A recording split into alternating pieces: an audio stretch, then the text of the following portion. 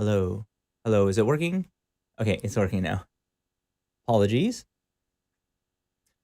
So, I want to watch TV right now, screams my kid, followed by throwing a temper along with any loose items on the table. He establishes that his demands are clear, that the threat is real, and there's a timeline. Give me what I want, or I will continue to destroy your home.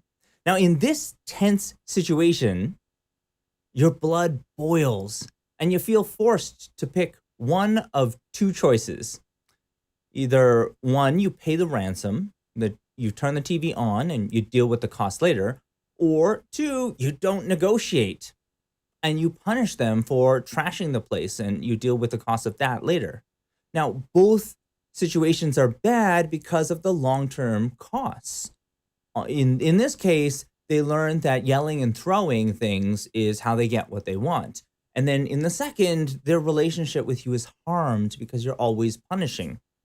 So, you, my friend, have entered into the ticking time bomb of negotiating with your child. And today we'll explore how the FBI's chief negotiator, Chris Voss, used tactics in his best selling book, Never Split the Difference, to calm children, de escalate work situations, and ultimately deliver family and business success. Now, congratulations for investing in the future of your family today by joining AI Parenting Live. We're a judgment free community moving from screen time to quality time using our motto, don't sedate, relate to create.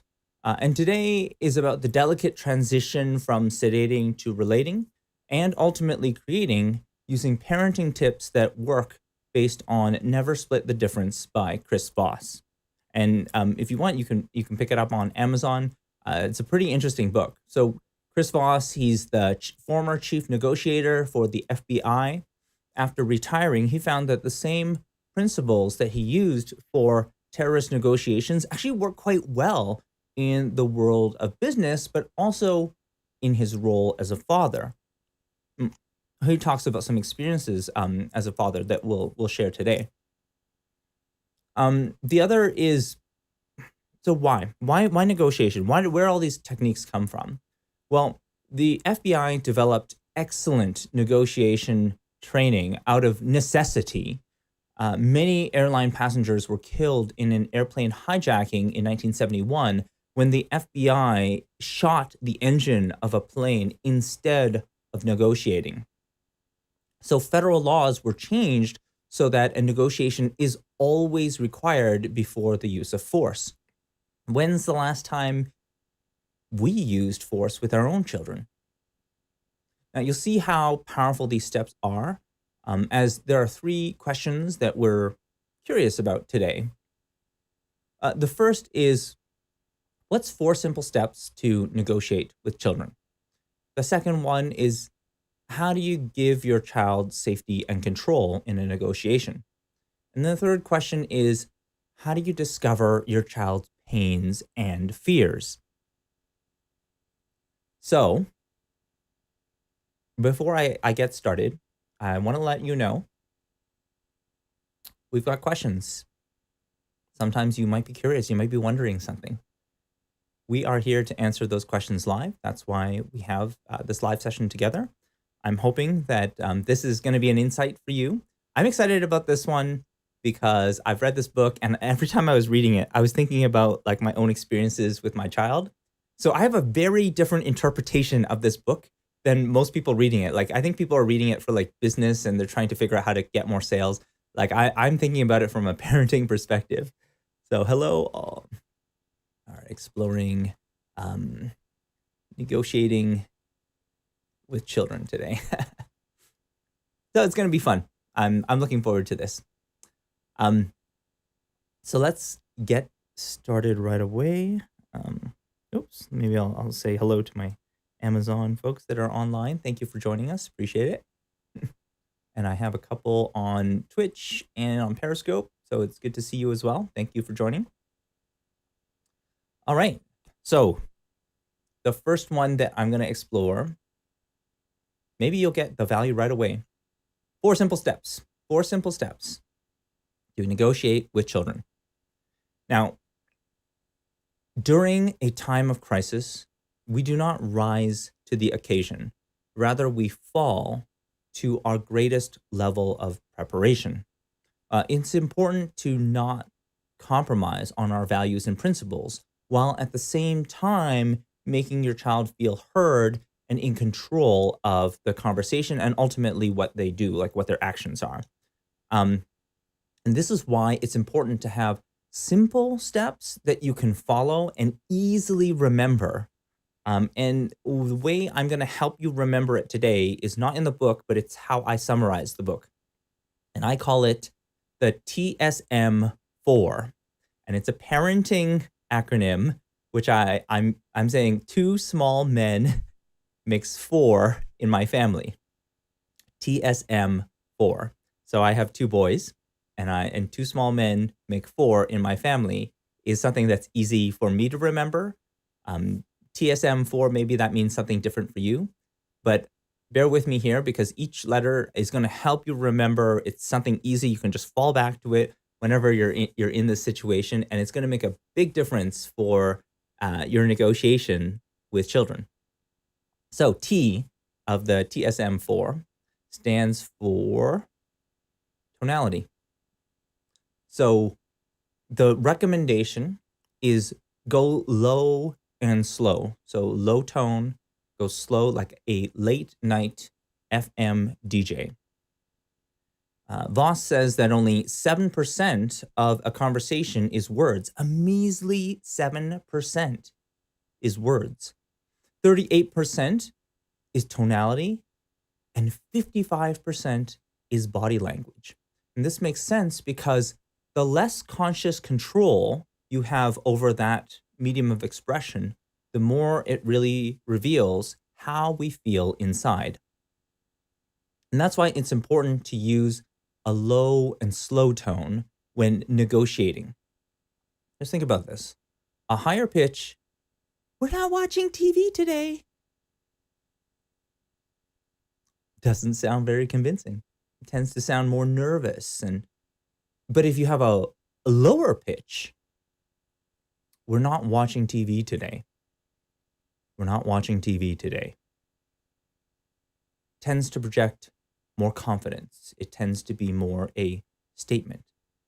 Going slow makes it clear that we're taking the time to understand their perspective and not rush for the next opportunity to speak. And one of the things that I learned, which was quite interesting, is that the tone that you use at the end of a sentence can change its meaning. So, for example, a downward tone confirms, "You want candy right now. You want candy right now." So going down in tonality confirms, while the upward tone can actually turn just what they said, what a person said, into a question, which is amazing. "You want candy right now?" I've just turned what somebody said, "I want candy right now," into a question. "You want candy right now?" So very interesting. Like tonality is a fun one. You can play a lot with that, but if you understand that tonality has a big impact, I think you'll understand a lot of the aspects of this book. It covers a lot of that, but it's so hard. It's like a performance thing. It's hard to capture in a book. And so like the audiobooks or if you go to the videos, you'll actually learn quite a bit from them. It's actually quite fun. The other is S. So the next one is TS of the TSM 4. It's sorry. S is for sorry. Start with sorry or look, I was unfair. A conversation that starts with admitting some type of wrong that you did, it sets a very different mood than one where you start by defending yourself. This gives the other person a sense of control of the conversation, and it lowers the need for them to defend yourself. Now, you might be thinking, oh, like, sorry is going to make me a pushover. I'm just going to do whatever they say. but that's not the case, actually. Saying sorry doesn't mean you're a pushover. Um, whoops. Ah, Sorry. Uh, Saying sorry doesn't mean you're a pushover. The conversation can start with, sorry, we're not going to be able to do that. That's saying that you can trust what I say. I'm true to my word. And if I can't do it, I'm going to be honest with you and let you know.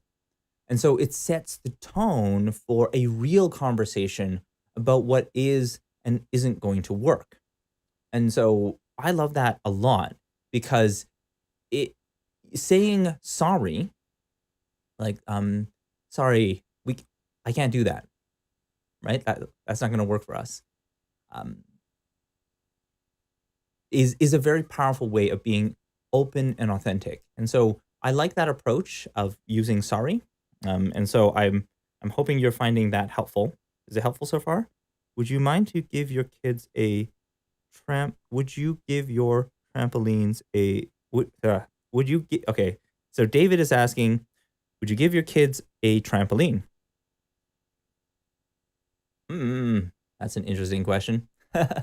I think, would I give them a trampoline? Yeah, like I suppose it depends if they're aware of the safety, if they've earned it, for example, if it's something that makes sense. I think, like, for example, would I let them go on a trampoline if we brought them to a spot? Yeah, we've done that before. I think it's really, do they know? Do they know how to keep themselves safe on a trampoline? Do Are they going to be like using it responsibly or irresponsibly? It really depends on what they know. So, I mean, those are the types of questions that are important. Like, we want to be extreme on this. I think maybe what you're leaning towards, David, and maybe I can correct me if I'm wrong. It sounds like this is the risk question. If your kids just ask you, "Hey, I just want to run on the street and I'm gonna cause a lot of danger," for example, would you just let them do it? And I think that certainly for safety items, to we want to be firm on those. We want to say, like, no, you can't do that. Sorry, you can't do that. But I think on the situations of, like, the issue is that we tend to be like safety level extreme on everything. It could be like, hey, I need you to go brush your teeth right now, or I need you to do this right now, and like we're yelling and stuff like that, and that's not really going to help us in the negotiation side. It just leads into those other consequences I spoke about at the beginning of, like, it could potentially just distance our relationship with our child. So it's a good question. I really appreciate it, David. So the next one, and if there's any other questions, feel free just to pop it in the chat. I love these questions. They're great. Is about, and this is the one that I find the most powerful. It's to mirror. And by mirror, we mean, like, so the M in TSM4 is mirror. Mirror the critical last three words that they said. And the three words is because, like, if you have one or two, it kind of doesn't necessarily indicate that you really listened. It's more it's when you get to the third one that it's kind of hard to question that you've listened. And it's important to say in things like, it sounds like, and then those three words, or it seems like, and those three words, instead of I'm hearing. Since when we make it all about ourselves, the word I, like, it takes away from empathy. And that's something that was interesting. I never even noticed my own use of I use it all the time. And I didn't realize how it was taking. I'm hearing you don't want to do your homework, versus it sounds like homework is stressing you out. I'm hearing you don't want to do your homework. It sounds like homework stressing you out. You see the difference between those two? It's amazing, right? Like, it sounds like separates you. It's not about you. The other emphasis for Chris was, don't feel their pain. label it. So don't feel their pain, but label it. And tactical empathy is not only understanding how they are feeling in the moment, but also what is driving them towards that feeling. It's about giving a name to the emotion that is driving their behavior. Now, if you've attended the AI parenting lives in the past, any of the past webinars we've done, we've spoken about how my child is not giving me a hard time. Instead, like saying, I'm having a hard time handling my child's emotional outbursts gives you a different perspective. It gives you a different thinking around what is happening. And when we do this, we move from labeling the person to labeling the emotions and identifying the fears behind those emotions. So I'm trying to be very careful not to label people because they did that before. It's like if you label people as, oh, this person is a blah, blah, blah, like this person is a terrorist. Like your all your conversations and everything are done, right? Like it's very hard to have a meaningful conversation once you've labeled. But if you label their emotion and what they're feeling, then they have an opportunity to say, yeah, I'm feeling angry. Yeah, I'm feeling alone. And or they can say, no, I'm not feeling this. I'm actually feeling something else. That is very powerful because it gives you like a new type of conversation around addressing their concerns more directly. So I like that a lot. So that was mirror. And just so you are reminded, it's the TSM4. TSM4. So two small men makes four in my family. TSM4 is the little acronym. That's what makes it easy to remember. So T, just as a recap. Oh, mirror. So T is for tonality. So the late night FM DJ voice. S is for starting with sorry, we can't do that right now. M is for mirroring, so mirroring what they do. And now I'm getting to 4. 4 is for 4 seconds. So it's easy to remember. 4 seconds, at least 4 seconds of silence after doing mirroring. So of course we can get uncomfortable with silence, but give your questions some breathing room for people to think and reflect on a response. Often, if you do this, people will talk themselves out of a situation when you mirror what they said as a question, because it forces them to think about what they had just said and maybe go through some future pacing, some future steps. And this 4 seconds also relates to time urgency. So the process of negotiation often fails when we are pressed for time. If people know that we have a deadline coming up, it's important to give negotiation the time that it needs. And so, like for example, in the case of like a safety situation, there's no time. I have to say something. I have to yell. I have to do something immediately. Otherwise, they're going to run onto the road. So forget negotiation. We're not negotiating anymore. We are doing something different, right? What are we doing? We're issuing a direct command, like you got to stop right now. And so we often feel so pressed with time, and then that kind of prevents us from doing any negotiation. Very important. So repeat the TSM for as many times as is needed, because you don't get it right at the beginning. It takes time to go deeper into what their fears and pains are, and we'll talk about that in the next step. So I hope that is making sense so far. So what I have just showed you, this one is 4 seconds. Sorry. So as a recap, 4 seconds. Give them 4 seconds. Don't rush to answer the next question, because if you rush, then you're not listening, or it doesn't look like you're listening. And if you give them more time, and you're counting like 1 steamboat, 2 steamboat, 3 steamboat, 4 steamboat, you're giving them the chance to think about the response and to come up with what they're going to say.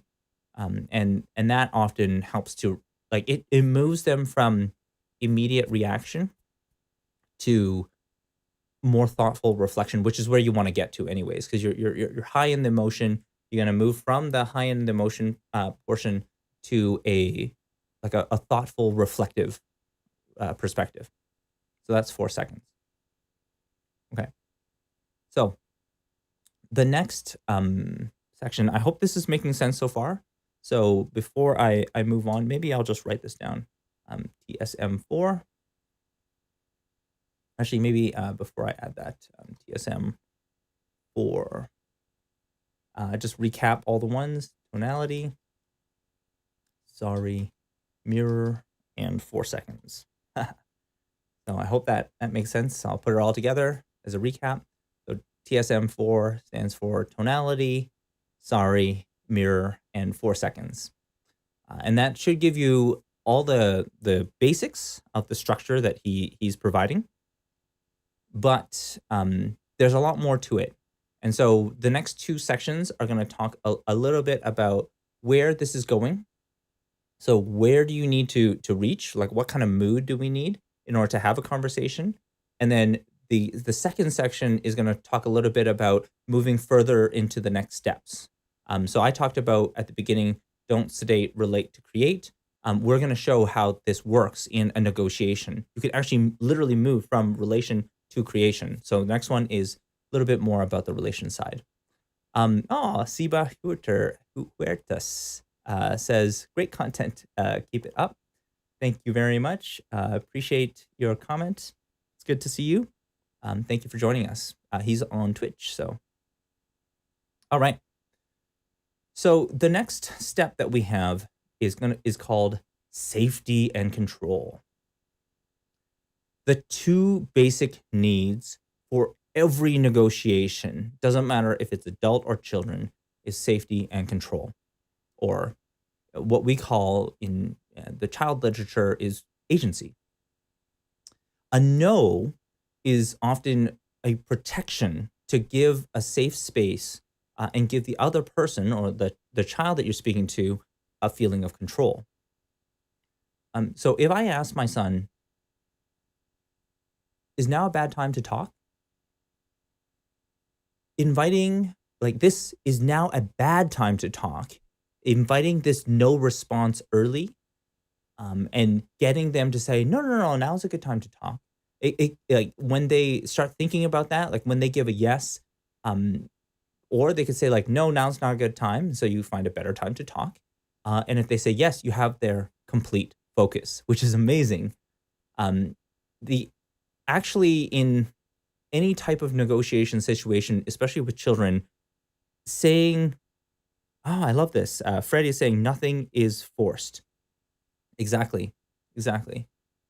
Like we're not pushing kids into one response, right? We don't want to force them into one response. We want to get that choice, because if they don't have agency, then they don't really have choice. And in fact, saying yes is one of the most dangerous things because it gives us very little information. And what do you mean by that? Well, Chris explains it. Chris Voss, in his book, Never Split the Difference, says it this way. Is this yes one of 3 C's? Is it counterfeit? That's a false yes. Is it confirming? They're just saying yes to go, yeah, like I confirm that I understand. Or is it convinced? Because only the convinced are going to take action. Counterfeit and confirming are both no's in disguise. So they're saying yes, but they really mean no. And this is a problem. We see this all the time. The kids are like, yeah. What does that mean? Right? It's definitely probably a confirming yeah. Yeah. They're not going to do what you say. Right? That's a problem. People will say a counterfeit yes just to uphold our parents' ego, right? But it must be convinced. It must be a convinced yes from them if you want to see a change in their action. So another thing to look out for. So how do I know that I'm doing this wrong? Well, if somebody goes and says, "Oh, you're a great negotiator," or "You're a great parent," then you failed the negotiation. Because they should be congratulating themselves if we want to see action on their part. We often think like, oh yeah, we feel great about that, right? Like, oh, they said like, oh, I love my parents, or you're great at this. That's about you. That's not about them. That doesn't mean that they're going to change. Or what if your child says, you're right. You're right. That's another indicator that you're getting a counterfeit or a confirming yes, because they're saying, you're right. Doesn't mean I agree with you, right? Um, Another counterfeit yes that you might hear from your kids is, I'll try. I'll try. I'll try is a way of making a plan for failure. So, what can we do in this situation? Well, one thing we can do is remember the TSM 4. The M stands for mirror. Mirror with, I'll try. What do you mean I'll try? And give them time to respond.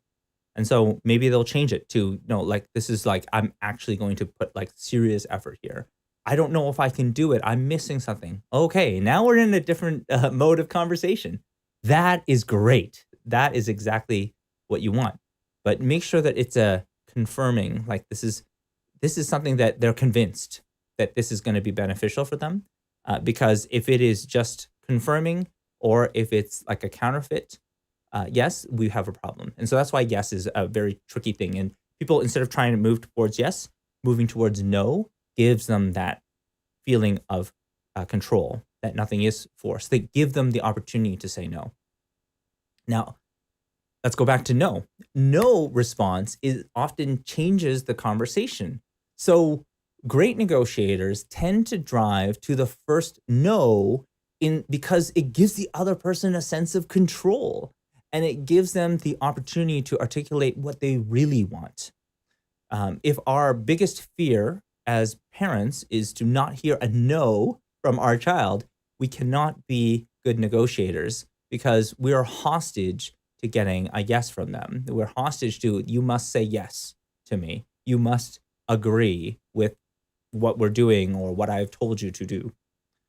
In fact, they've even tried this in practice. Like if you had like they had a charity funding in the book, and they said like they tried no questions, they tried yes questions, and the no focused charity questions in the fundraising script, it produced 28% more results than a yes focused one.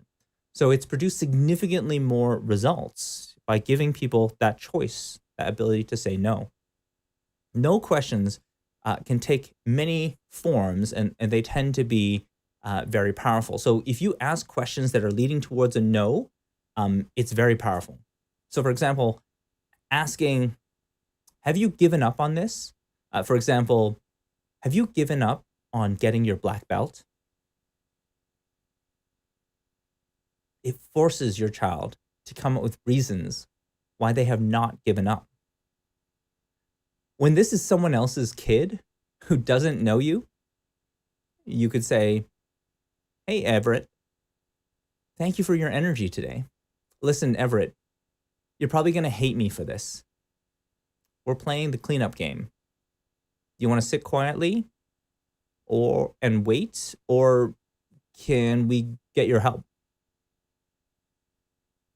Interesting, huh? So it acknowledges their name. It gives them an opportunity to say, you're probably going to hate me for this. So it gives them an opportunity to say, no, I don't like you. So it gives them the no right away. And then it gives them some choices. And from what I'm reading also in the parenting books, like that kind of giving them some choices, but both of them are okay. Like one of them could be just, sit quietly on the side so that I can actually do the cleanup. And then the other is help with the cleanup. It still gives them that choice, that agency, and leads them in the right direction without forcing them, like you must do something. And so it points to what Freddie was saying, like nothing here is forced. And so what kind of outcome are we looking for in any negotiation to know that we have established safety and control? Like they feel safe to talk about what they're talking about, and they also feel in control. So we're looking for phrases like, that's right, or exactly. These are the outcomes that we should strive for more than yes, because it means that we have successfully summarized and labeled their emotions. This allows us to go to the black swan events, um, which I'll talk about in more detail later, but here's an example. Understanding why they need something right now, or why a child doesn't want to share a toy. Maybe last time they shared a toy, they had a really bad experience. So you need to understand that bad experience in order to be able to continue the negotiation.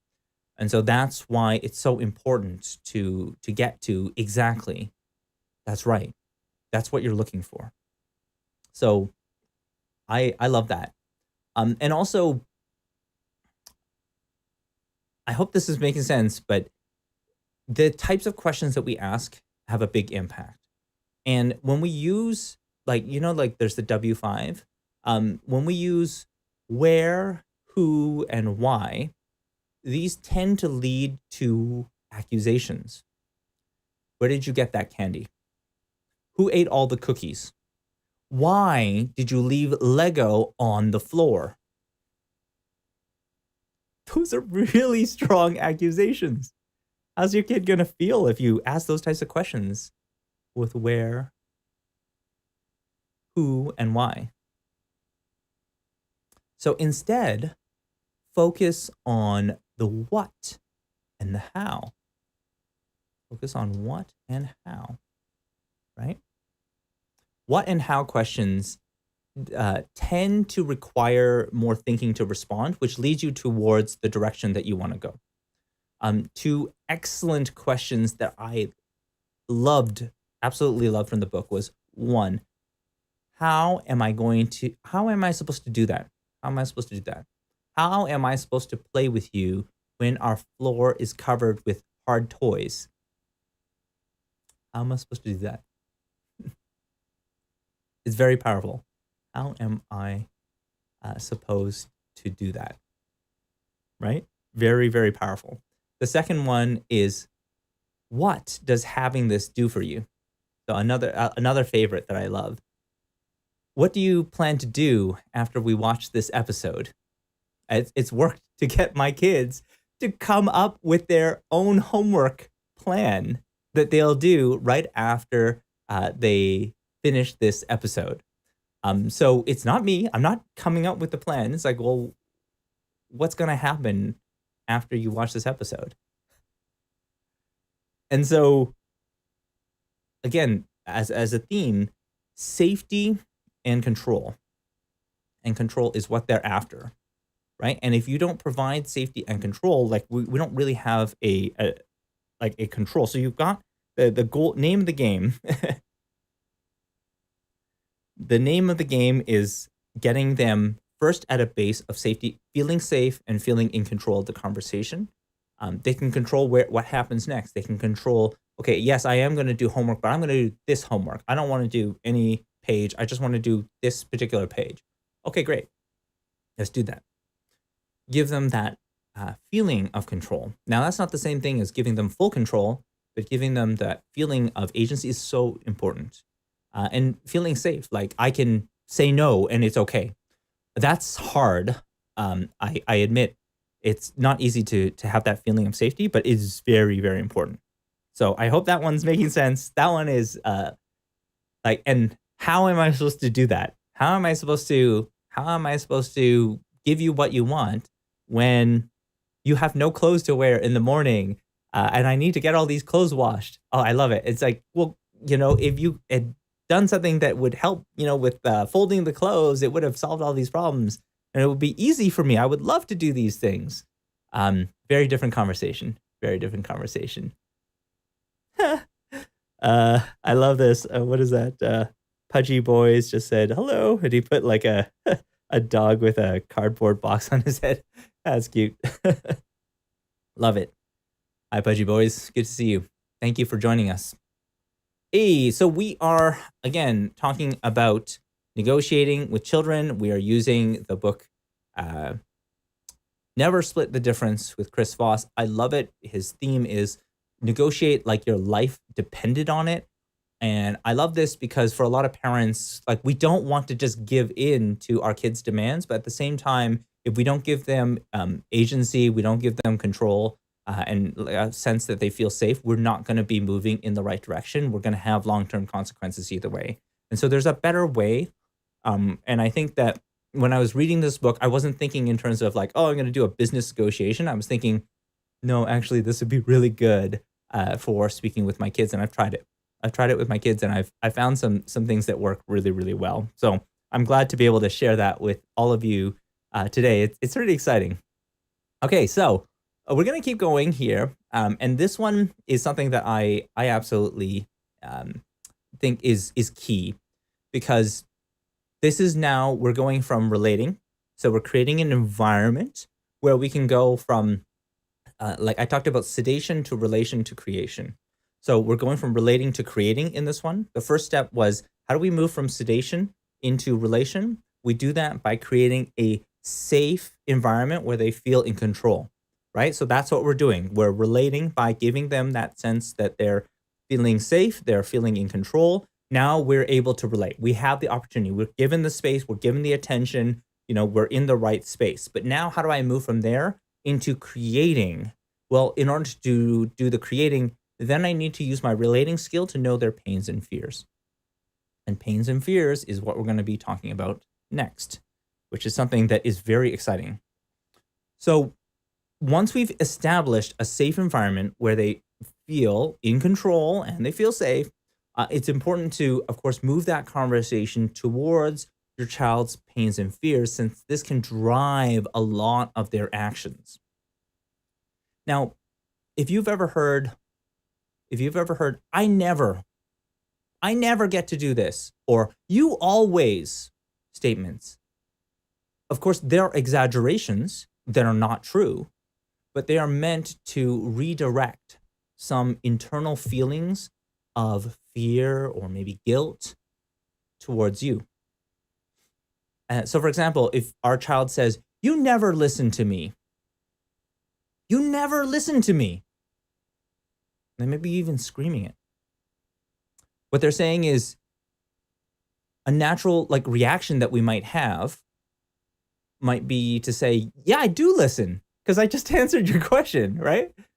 And that's a natural reaction to justify and defend rather than mirroring to dive deeper, right? We talked about the TSM4, mirroring. Never listen to you? Give it some time so they can explain what they mean. The pain your child may be trying to express is, I want to be listened to. And the deeper fear may be, I'm afraid that you may not consider me worth listening to. I'm afraid that you may not even consider me worth listening to. So, pain, fear, the pain being people don't listen to me. And the second is, maybe I'm not worth listening to. It's not worth it for other people to listen to me. That is a tough situation, right? And now we're deep. So knowing this information, this deeper fear, would totally transform the conversation from defense to encouragement, from pain and fears to goals and dreams. This is what it means to move from relating to creating, right? Because once we know those pains and fears, we can more easily move to goals and dreams, but we cannot do that if we don't know what the pains and fears are. It's just a matter of us defending them. When we are defending ourselves, we are creating this wall, this barrier. We don't want to listen. I'm not I've turned off the listening, and now I'm in the defending. And so that's something that was a good realization for me, that sometimes I was defending, right? And I'm really good at defending because I'm used to it. As a child, I had to do this all the time.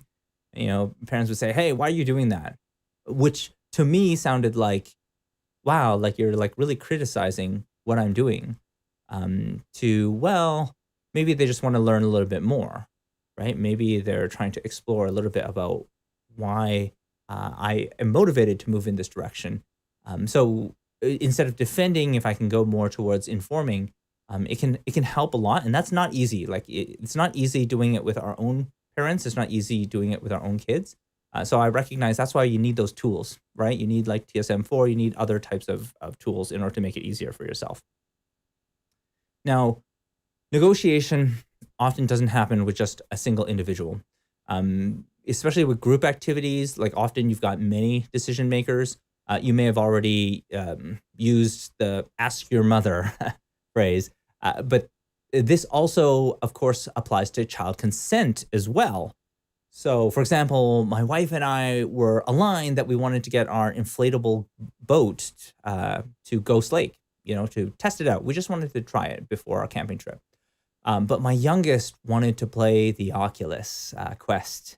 He has a game, maybe Vacation Simulator. It's funny, like so ironic, but he wanted to play Vacation Simulator on the Oculus Quest. So we had to get him on board for why it was important for everyone to learn boat safety before our camping trip. So group consensus, just because we have consent as parents is not enough. We need to make sure that our child has consent as well. And usually it's not hard to know.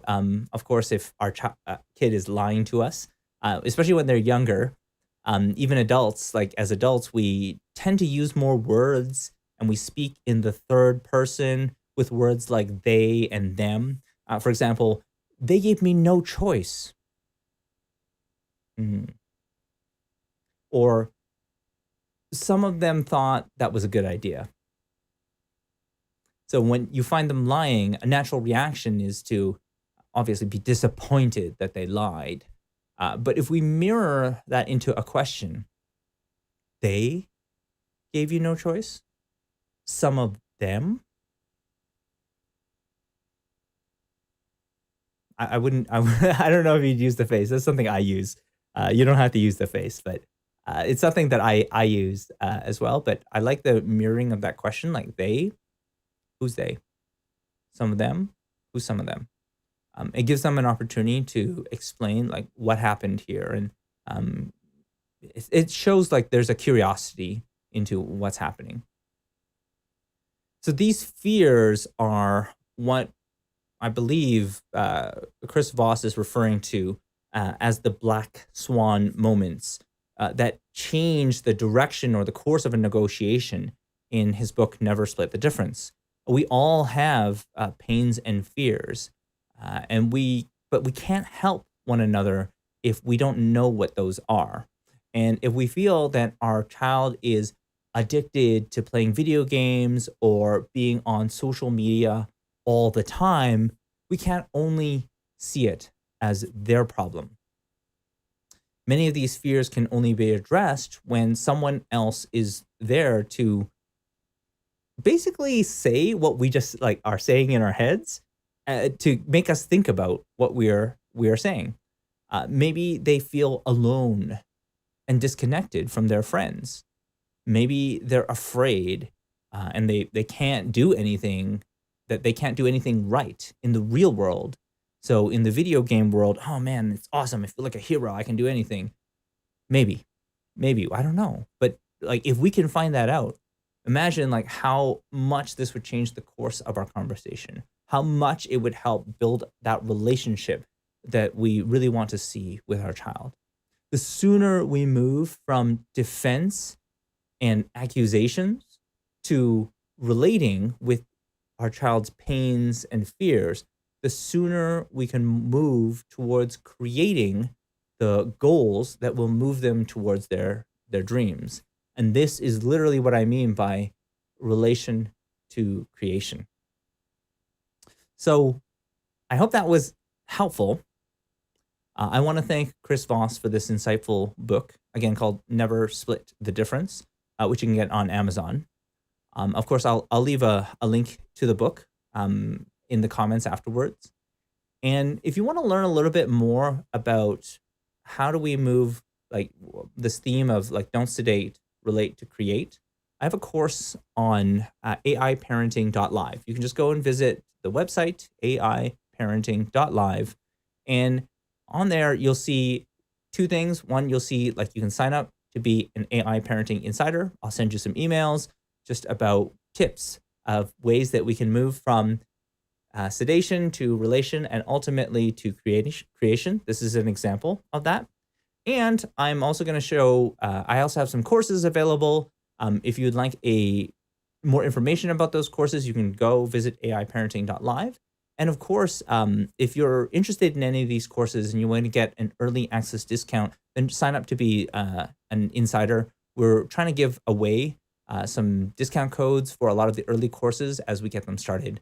I'm trying to create a AI curriculum, something that is going to cover the types of things that they don't cover in school that are very important for the future careers of our kids. I already talked about how half of Gen Z workers they're freelancing on AI platforms such as Upwork and Fiverr. And we need to ask the question, what happens when your child is managed not by a human, but managed by an artificial intelligence? And I think that knowing AI becomes a basic skill that we need for thriving in the future. And so, again, I'm here to answer any of your questions. I also want to thank you so much for attending. I mean, it means a lot for me. We had a lot of people today. I think like 10 people on the live and like 10 people on Amazon. Like this is awesome. It's like record numbers. So I'm happy that you guys are here, and I really appreciate the encouragement, and thank you for joining us so much today. And what I might end with for this session is that Chris says that everything in life is negotiation. We think of, negotiation is only a special time when I want people to do what I want them to do, but you want them to do your stuff all the time. So if we treat every conversation that we have as a type of negotiation, and we apply the principles that like are tried and true, they work with people. We stop labeling people as they're like a troublemaker or they're like a terrorist, and we start treating them like they're just like people that we need to understand their needs. We need to find out ways that we can help them achieve their goals and their dreams. Then we will be much closer to having those types of relationships that we really desire and that really motivate us. And my hope with you today is that you take those principles, TSM4, go and apply it next time you're really stressed out and you feel overwhelmed and you don't know what to do. Go take that opportunity, try it out, see how that works. Go and read the book for yourself. Maybe you interpret it a different way. Everybody will. I'm trying to interpret it from a discussion point because this is a key aspect of TSM4, and I tried to relate it to screen time because screen time is often like a conflict point for a lot of parents. It's like, oh God, I just don't want you watching TV all the time, or I feel really bad about that. And so I'm trying to help parents quickly move from the screen time to more quality time with their child. And you can't get to that point if you don't know what they want. And knowing what they want sometimes is about knowing those pains and fears, not just, I really want to watch TV. That is a surface level thing that is not getting into the pains and fears. And that's why we often are so distant or so separate, especially today. Like more and more stuff is happening online. It is happening for the most part, like in a way that is invisible to parents. We don't see what is happening online.